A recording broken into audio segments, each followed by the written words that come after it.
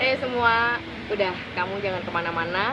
Tayangan ini bakal ngerubah banget hidup kamu. Aku jamin banget. Karena di sini kamu bakal tahu gimana cara bekerjanya dunia dan gimana caranya kamu bisa mencapai impian kamu. Serius, aku jamin kamu bakal tahu apa rahasia di balik keinginan kamu yang bisa terwujud dengan keyakinanmu. Tapi ada step-stepnya, langkah-langkahnya. Kalau kamu nggak bisa raih itu, kamu bisa komen aja di komenku. Tapi aku jamin deh nggak bakal, karena udah terbukti aku sendiri udah ngejalanin dan banyak orang udah berhasil dengan cepat, dengan mudah ngelakuin dan mencapai impian yang terbaik dalam hidupnya. Yang pertama, aku mau kasih sebuah cerita ya. Jadi kadang kita bingung gimana caranya kita mencapai impian-impian dalam hidup kita yang segitu banyak impiannya. Atau jangan-jangan sahabat-sahabat semua belum punya impian apa. Waduh, kalau kamu belum punya impian, kayaknya kamu mesti ngobrol sama aku biar aku bisa kasih apa yang kamu perlukan biar kamu bisa tahu keinginanmu apa. Well, tapi kita skip dulu bagian itu karena kita proyeksikan, anggap aja kamu udah tahu keinginan kamu gitu ya. Karena kalau misalnya kamu nggak tahu keinginanmu apa, kamu bener-bener mesti hubungin nomorku, ada di bio, atau DM aja akun sosmedku dan bikin janji aku bakal ngasih tahu gimana cara menemukan passion atau impian-impianmu. Nah, kalau sekarang yang aku jamin dalam videoku yang kali ini, aku bakal ngasih tahu gimana caranya kamu mencapai dream kamu. Ada banyak cara, tapi cara yang bener-bener udah dijalani dan gimana sih sebenarnya idealnya, yang nggak cuman teori aja, tapi bener-bener semua orang bisa mencapainya dengan mudah. Padahal sebagian lainnya masih bingung gimana cara ngedapetinnya. Nah, ngomong-ngomong soal mimpi, gimana cara kita mempunyai mimpi? Itu juga mesti kita pelajari dulu. Kata orang, mimpi jangan gede-gede gitu ya, khawatirnya nggak tercapai. Tapi ada sebagian orang bilang mimpi harus di luar batas, melampaui batas, karena ya Tuhan maha segalanya. Kita sebagai makhluknya di bumi yang paling sempurna dan dijadikan khalifah di muka bumi ini, bisa dan banyak tools yang disediakan Tuhan agar kita bisa menjadi apapun keinginan kita yang terbaik. Yang mana yang benar? Mimpi yang benar-benar harus tinggi langit atau mimpi yang sesuai atau possible dengan kekuatan kita? Well, it's up to you. Semuanya terserah kamu. Mimpi bisa di-adjust sesuai apa yang kita pikirkan dan kita yakini. Yang aku bisa bilang dari contoh diriku sendiri, mimpi-mimpi yang udah terjadi dan terlaksana dalam hidupku karena Tuhan memberikan itu ke dalam hidupku, itu terjadi tanpa aku pikirkan itu bakal terjadi. Sampai aku tahu, oh aku pernah berdoa tentang ini. Jadi di antara mimpi-mimpi ini, apakah ada yang melampaui batas? Ya, ada. Apakah ada yang sesuai dengan kondisiku waktu itu aku berdoa? Ya, ada. Jadi kalau dua opsi tentang mimpi tadi, yang aku bisa bilang dua-duanya it's possible. Ketika mimpi jadi seseorang yang totally different, berbeda dari kita yang sebelumnya, it will happen. Jadi bisa aja itu terjadi. Contohnya waktu aku dulu di usia belasan tahun, aku bekerja lebih awal dibandingkan mungkin teman-temanku yang waktu itu. Jadi mereka semua masih sekolah gitu ya, lulus SMA atau bahkan SMP atau SMA gitu ya. Aku udah memulai karir entrepreneurshipku gitu ya. Aku mulai jualan, membantu orang tua gitu ya, usaha gitu ya. Nah, waktu itu aku tidak terpikir bahwa ini merupakan satu step batu yang menjadikan aku suatu saat aku bakal balik ke sini lagi untuk dapetin pelajaran. Tapi aku tuh waktu itu jalanin aja gitu. Jadi kalau kamu saat ini sedang menjalankan sesuatu yang bukan dari keinginan kamu, misalnya kamu dibentuk oleh keluargamu dibentuk oleh lingkunganmu, dibentuk oleh orang-orang terdekatmu yang itu semua adalah bagus, jalani aja. Karena itu kayak semacam batu-batu yang bakal kita loncati untuk sampai di poin tertentu. Hikmahnya bisa saja kita dapatkan pada saat itu, bisa juga kita dapatkan ketika kita sudah jauh, kemudian kita bisa recall lagi pengalaman kita di sini dan kita kembali ingat bahwa kita dapat pelajaran sesuatu yang berharga di sini. Jadi semua pengalaman kita itu bakal kita jadikan tabungan pengalaman yang bisa kita ambil sewaktu-waktu. Jadi jangan bilang enggak untuk sesuatu yang bagus, jalani aja. Oke, balik lagi ke dream ya. Nah, ketika karir entrepreneur gitu, saya mulai dari yang waktu saya masih sangat muda sekali. Ya, saya waktu itu ketika dibentuk oleh orang tua, tentu saja saya agak-agak kehilangan masa kecil gitu ya, walaupun saya melakukannya sambil bermain gitu ya, sambil membantu untuk ngedrop barang dan lain-lain, tapi saya tetap jalani. Nah, ketika saya udah dewasa, saya paham bahwa saya sedang melakukan distribusi waktu itu dengan cara yang sangat sederhana gitu ya. Nah, itu sebuah hal yang berbeda sekali saya dulu dengan saya yang sekarang gitu, yang benar-benar menjadi seseorang yang waktu itu dibentuk. Nah, contohnya lagi ketika kita menjadi sesuatu yang tidak pernah kita pikirkan, yang mungkin itu artinya melampaui ya. Jadi waktu saya lulus SMA, kemudian saya kuliah sambil bekerja apapun waktu itu ya, saya jadi semacam store manager. Nah, waktu itu saya memilih itu karena saya suka dengan transaksi gitu ya. Saya suka mendata keuangan, saya suka untuk ya memanajemen sesuatu gitu ya. Menurut saya waktu itu saya sedang menjalani passion saya. Sampai waktu itu, nah ini hal yang kedua. Setelah pertama kita definisikan dulu dream kita, atau kita buat dua macam dream yang memang selalu ada gitu ya, yang setiap orang pikirkan itu, profesi-profesi atau karir pada umumnya. Kemudian dream yang melampaui batas, kita bikin dua macam itu. Setelah bikin dreamnya, kemudian kita jalani apa yang ada di depan kita yang terbaik, yang didatangkan Tuhan ke kita, yang kita percayai itu adalah batu-batu yang jadi lompatan kita. Kemudian step berikutnya adalah rasakan apa yang kita jalani waktu itu, dan kita coba memikirkan sesuatu yang lebih baik untuk kita. Waktu itu saya sambil menjaga store waktu itu, saya berpikir seperti ini, rasanya saya pengen deh ya, misalnya saya berkarir yang saya nggak pakai mikir. Waktu itu kan penat banget ya, saya mesti ngurusin banyak hal, memimpin tim ya. Di pekerjaan pertama saya sudah mendapatkan tantangan atau challenge seperti itu. Saya berpikir, saya pengen kerja yang saya tidak perlu memimpin tim gitu. Saya bisa melakukan yang tanpa saya berpikir, saya melakukan dengan baik dan saya digaji dengan itu gitu. Saya tiba-tiba aja ketika saya lagi stres banget soal kerjaan, saya tiba-tiba berpikir suatu pekerjaan yang tidak perlu dipikirkan, tapi itu memiliki sebuah karya. Nah, ternyata setelah sekarang saya tahu bahwa itu sebenarnya saya lagi memikirkan apa yang kita butuhkan. Nah, berarti kamu mesti rasakan seperti itu. Coba kamu ya setelah kita ibadah sesuai agama masing-masing, atau kita cooling down gitu ya, ada sesi waktu kita setelah rehat dari semua kesibukan, kita ngeteh santai di pojok rumah, atau kita hanya sekedar menikmati suasana, dan kemudian kita berpikir, enak juga ya kerjaanku sekarang, kesibukanku sekarang.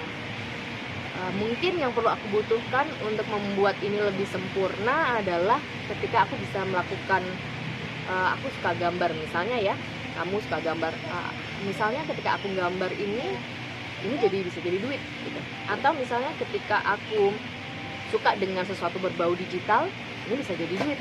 Atau ketika aku berkreasi sesuatu, ini bisa jadi duit. Atau ketika saya menghitung sesuatu, ini bisa jadi duit. Jadi pikirkan sesuatu yang kamu butuhkan untuk eksplor dirimu, apapun itu. Karena kadang apa yang kita tahu itu kita belum banyak tahu tentang diri kita. Itu yang awal-awal saya pahami dari titis muda waktu itu, yang mungkin belum terlalu banyak knowledge tentang macam-macam passion yang bisa dipilih gitu ya.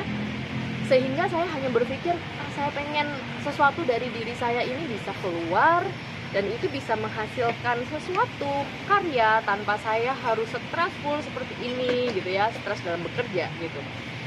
Dan saya lupakan ya, ketika saya sudah mencari tahu apa yang saya butuhkan, saya batin dalam diri saya pikirkan, saya mencari suasana yang rileks, kemudian saya lepaskan itu, kemudian saya kembali lagi beraktivitas. Nah, ini keajaiban yang terjadi dalam hidup saya berikutnya adalah, jadi overall ya sahabat-sahabat semua, saya bisa bilang bahwa di usia saya yang relatif lebih cepat dibandingkan yang lain, saya terpapar oleh banyak sekali pengalaman yang luar biasa. Saya mengerjakan banyak hal produktif yang mungkin lebih banyak dibandingkan orang lain. Saya bisa klaim diri saya sendiri gitu ya. Kalau misalnya saya mungkin, setahu saya lihat dibandingkan teman-teman saya mungkin yang mereka sudah puas dengan beberapa macam pencapaian pengalaman, tapi ternyata saya bisa double, triple, atau bahkan 4, 5, 6 kali lebih banyak mengalami hal-hal baru dalam hidup saya. Nah, ini sejalan dengan doa saya waktu itu, sahabat-sahabat semua. Nah, ini hal yang berikutnya ya. Setelah tadi kita mengetahui dan mendalami, merasakan apa yang kita butuhkan dan kita lepaskan, berikutnya adalah doa kita yang kita panjatkan tiap hari, itu Tuhan pasti mengabulkan. Dan waktu itu saya berdoa bahwa saya ingin mendapatkan hal-hal yang luar biasa dalam hidup ini. Saya pengen tahu dunia ini berisi hal-hal indah seperti apa yang Tuhan ciptakan untuk manusia. Jadi walaupun waktu itu saya mengalami banyak sekali keberuntungan dalam hidup yang saya rasanya tidak mampu menceritakan bagaimana Tuhan telah mengatur sangat indah, semuanya didekatkan kepada saya. Mungkin kalau orang lain akan sudah berhenti di situ, karena itu mungkin dambaan setiap orang di posisi saat itu semua yang mendekat itu bisa dibilang 100% oke, yang diinginkan setiap orang gitu ya. Tapi waktu itu saya berpikir bahwa misalnya soal relationship ya, saya dekatkan dengan orang-orang yang baik gitu ya. Kemudian soal karir juga selalu mendapatkan posisi-posisi yang terbaik, keluarga juga sangat suportif, lingkungan juga sangat baik gitu ya. Semua hal-hal yang terbaik itu rasanya sudah sangat luar biasa didekatkan di usia saya yang sangat muda waktu itu. Nah, tapi saya tidak puas sampai di situ. Saya berdoa pada Tuhan, ya Tuhan, ini sudah sangat luar biasa, izinkan saya untuk mendapatkan pengalaman-pengalaman baru, di mana saya bisa belajar hal-hal baru dan mensyukuri nikmat-Mu apapun itu, sehingga saya bisa memberikan yang lebih banyak pengalaman saya kepada orang lain. Nah, ternyata Tuhan mengabulkan, sehingga saya mendapatkan banyak sekali pengalaman pekerjaan yang berbeda-beda tanpa saya pernah apply CV dimanapun. Jadi saya di pekerjaan, saya hanya apply CV di pekerjaan pertama saya saja. Pekerjaan kedua dan seterusnya hingga saat ini saya tidak pernah apply CV dimanapun. Yang mungkin orang ketika mendapatkan pekerjaan itu bakal sulit sekali, harus apply, atau misalnya apply pun mudah masuk dan lain-lain. Tapi saya itu begitu Allah berikan kemudahan-kemudahan. Waktu pertama saya store manager itu, kemudian yang kedua, ini keajaiban yang terjadi dalam hidup saya. Saya tiba-tiba waktu di dalam mobil berangkat ke kerjaan saya tiba-tiba mendengarkan sebuah radio gitu ya, yang memutarkan sebuah musik. Kemudian ada sebuah lowongan pekerjaan sebagai penyiar radio waktu itu ya.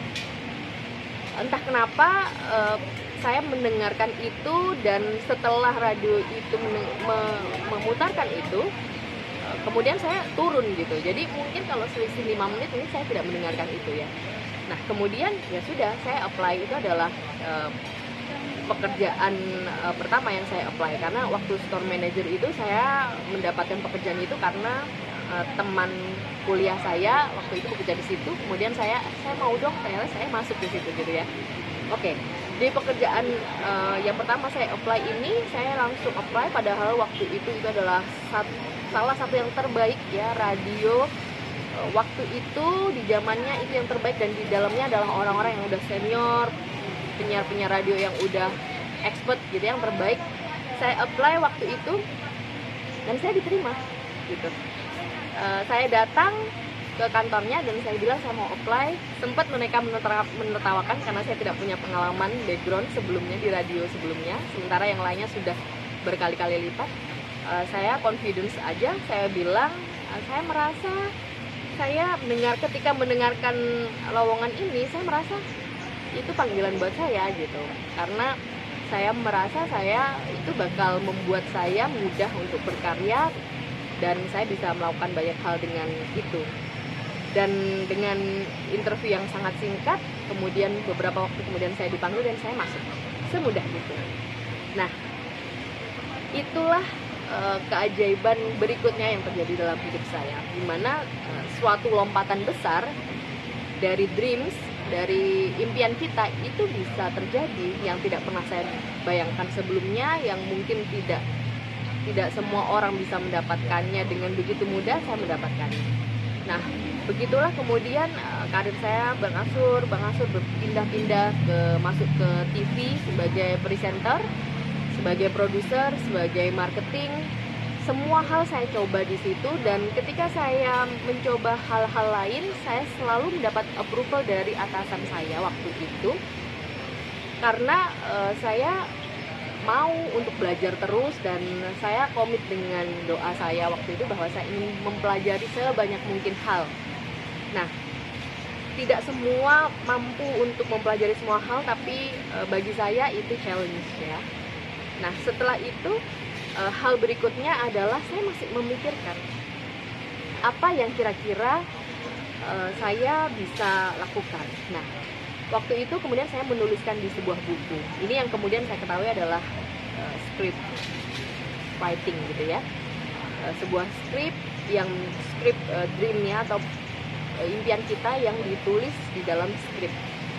Saya tulis waktu itu beberapa keinginan saya waktu itu, karena menurut saya waktu itu saya sudah berada di passion yang luar biasa. Saya hanya ingin memperbesar itu, sehingga saya tulis beberapa keinginan terhadap karir saya, terhadap kehidupan saya, terhadap pendapatan saya, bagaimana saya ingin meluas lagi, bahkan mendunia gitu ya. Nah saya tulis waktu itu, saya tutup, dan ya udah saya lupakan gitu, saya terus jalani aktivitas saya. Nah sampai pada satu titik, hal berikutnya setelah kita menulis, mungkin kamu sekarang bisa ngambil pulpen atau kertas, kamu coba tulis apa hal-hal yang kamu impikan. Kamu tulis di situ pekerjaan-pekerjaan, aktivitas-aktivitas, tidak selalu tentang keuangan, tapi bisa aja hal-hal yang pengen kamu dalami, kamu jumpai, kamu datangi, kamu lakukan. Apapun itu, misalnya kamu datang ke tempat yang enak, makan enak, atau kamu ketemu seseorang yang luar biasa berpengaruh dalam hidup kamu. Nah itu yang banyak saya tuliskan waktu itu, sehingga orang-orang besar itu selalu datangkan ke saya membawa pengaruhnya yang luar biasa, dan mereka punya berbagai macam keunggulan-keunggulan yang semuanya saya adaptasi dari knowledge, jadi dari kealamiahan, dari skill mereka, dan itu masuk ke dalam diri saya, dimana mereka juga menyetujui untuk mereka menjadi mentor-mentor atau pengaruh baik bagi saya. Nah kemudian setelah itu visualisasikan. Visualisasi ini banyak orang bisa dibilang kadang salah menginterpretasikan ya. Visualisasinya itu kadang seperti kita mau visualisasikan di film, ketika harus ada berbagai macam latar belakang gitu ya, yang kita mungkin belum pernah jumpai. Yang saya pahami adalah setiap kali visualisasi itu saya lakukan, saya hanya memikirkan apapun yang terjadi dalam visualisasi saya itu yang natural saja. Jadi tidak selalu misalnya ada bangku ini gitu ya dalam visualisasi saya, tapi saya cukup memikirkan bahwa saya lagi santai, duduk-duduk lagi ngobrol sama kamu gitu. Jadi tidak selalu ada ornamen-ornamen tertentu, warna-warna tertentu ya. Bagi saya cukup merasakan perasaannya. Jadi ketika misalnya kita memvisualisasikan berada di tempat yang tenang, kemudian membahagiakan, saya cukup membayangkan perasaan saya lagi ada di satu tempat. Saya duduk, tidak harus melihat kursinya apa, tidak harus di depan lagi apa, ada pantai kah, atau lagi ada gunung kah, atau lagi ada bangunan kah. Tidak, tapi saya lebih ke perasaan saya bahwa saya happy dimanapun saya ditempatkan. Itu akan, menurut saya itu jauh lebih mudah untuk kita merasakan hal itu, karena yang terpenting adalah feel-nya. Nah, berikutnya kadang kita nggak confidence. Nah, ini yang bahaya. Ketika kita udah punya dream, kita udah lepaskan, kita udah yakini, kita udah lampaui batas impian kita udah jalankan, tapi kita nggak confidence sama diri kita. Ini yang sangat bahaya. Cara confidence kayak apa? Waktu itu saya ambil kaca gitu ya. Saya di depan kaca itu karena sempat dalam pekerjaan-pekerjaan saya itu banyak sekali saya ditempa oleh bullying ya, karena misalnya waktu itu saya dari kota kecil gitu ya, mereka bilangnya kamu bahasanya medok banget gitu ya, waktu itu belum berubah gitu, kamu nggak bakal jadi seorang public speaker yang keren gitu karena kamu belum bisa adaptasi. Tapi justru kata-kata atau masukan seperti itu yang membangun saya. Kalau sekarang ketika saya ngobrol sama seseorang, orang malah nggak mengenali saya sebagai seseorang yang berasal dari kota kecil gitu. Jadi perubahan itu sangat mungkin dilakukan. Nah, waktu itu ketika saya melihat kaca, saya bilang gitu ya, saya bagus ya, suara saya menarik, confidence saya oke, public speaker saya hebat, dan saya pasti akan update terus menjadi lebih baik. Juga soal tampilan ya, saya ingin lebih sesuai dengan saya, misalnya sebagai seorang performer gitu ya, atau misalnya sahabat-sahabat misalnya pengen jadi wanita atau karir women, atau misalnya sahabat-sahabat yang cowok pengen jadi misalnya bankers atau apa, langsung bayangkan diri kita menjalankan itu dan lihat, visualisasikan dalam kaca itu kamu menjadi seorang bankers yang sejati gitu ya. Keren juga ya, aku keren kok, mataku bagus ya, kulitku sehat, badanku sehat, apa yang aku ucapkan selalu keluar dengan kata-kata baik, apa yang aku lihat adalah hal-hal baik, sehingga apa yang aku pikirkan juga baik, dan apa yang aku lakukan terhadap orang lain penuh ketulusan. Selalu seperti itu lakukan ketika kita mengalami sebuah pantulan sesuatu yang masukan ya, yang kurang baik, kita keluarkan lewat kaca itu untuk perbaikan, sehingga kita membuat pemasukan-masukan itu jadi merubah kita jadi lebih baik. Nah, tidak selalu dengan kaca, tapi bisa juga dengan sahabat kita.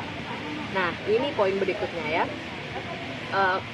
Waktu saya menjalani mimpi saya, ikhtiar menjalani hidup saya bisa dibilang solo atau sendirian. Saya sulit sekali mempercaya orang dari dulu gitu ya. Bukan berarti saya introvert, tidak, tapi bukan juga saya curiga sama orang, enggak. Tapi saya dari dulu tahu bahwa tidak ada orang yang bisa memahami saya selain diri saya sendiri. Dan kadang orang-orang di sekeliling kita itu mimpinya beda-beda. Mereka juga mungkin punya mimpi yang keren, tapi kadang berbeda dengan kita. Sehingga ketika dia tahu mimpi kita, bisa jadi dia seseorang yang malah menurunkan mimpi kita. Kamu nggak mungkin bisa gitu, udahlah kamu mimpimu ketinggian. Nah, once kita dengar seperti itu bagi saya kayak semacam memupuskan. Jadi saya waktu itu sudah tahu bahwa orang di sekitar saya bisa jadi kemungkinan mereka adalah sebuah booster yang akan menaikkan saya, tapi saya harus tahu dulu ini orang keren, baru saya akan mendekat ke dia.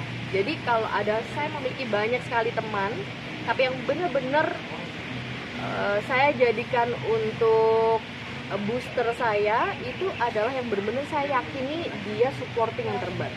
Dan di sepanjang yang saya tahu, supporting terbaik adalah keluarga dan mungkin pasangan kita gitu ya.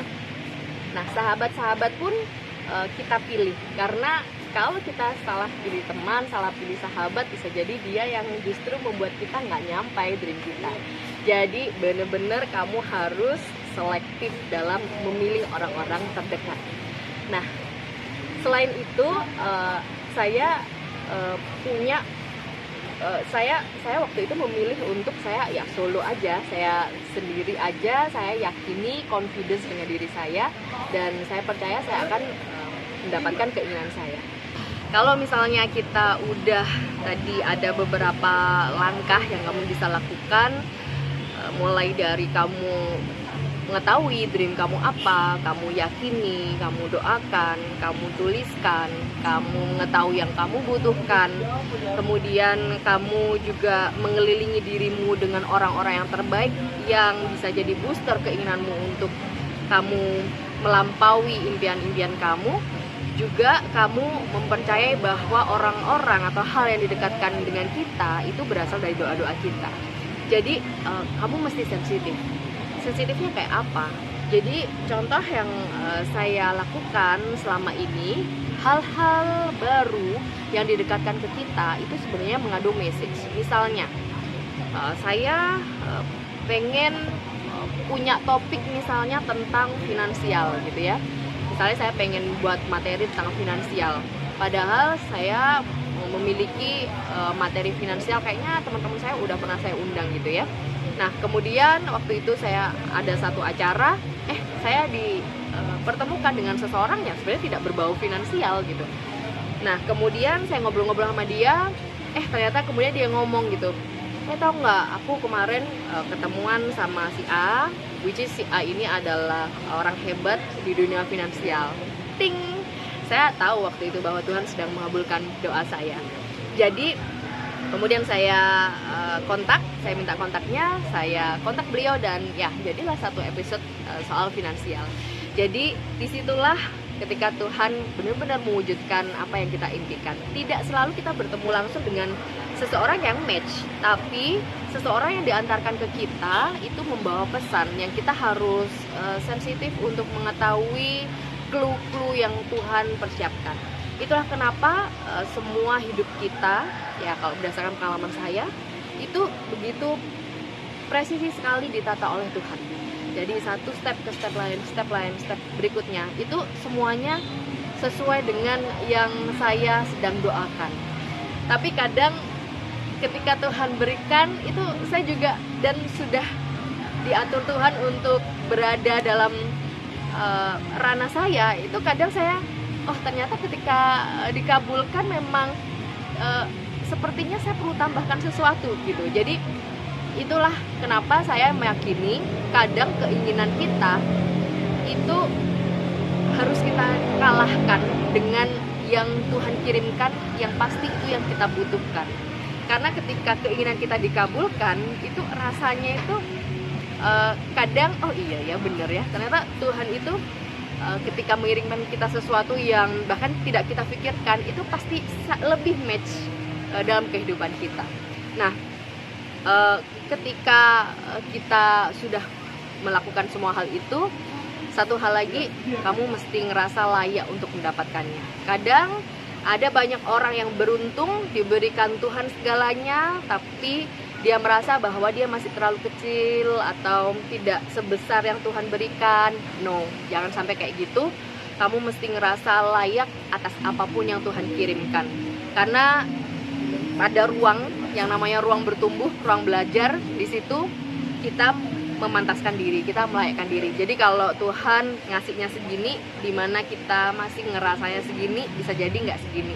Karena dalam peluang-peluang ini kita bisa update skill kita bisa belajar menjadi orang yang segini dengan luar biasa, dengan cepat, sebagai bentuk rasa syukur kita.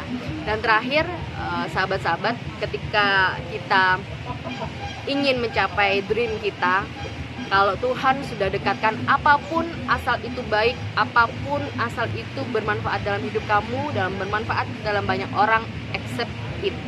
Jadi terima dengan sangat luar biasa dan lakukan dengan maksimal. Karena apapun itu, meskipun saat ini terasa belum sesuai dengan keinginan kita, asalkan itu bagus, asalkan itu bermanfaat bagi banyak orang, jalankan saja, karena itu adalah sebuah batu besar yang akan melompatkan kita pada batu-batu yang lebih tinggi lagi. Serius, kamu akan capai semua dream kamu. Kamu yakin, kamu doa, kamu jalankan faith kamu, keyakinan kamu bahwa Allah Subhanahu wa Ta'ala, Tuhan kita adalah Tuhan yang luar biasa pengabul doa dan sangat detail, presisi, sesuai dengan apa yang kita sukai dan harapkan. Selamat untuk berusaha dan mendapatkan impian kamu. Semangat!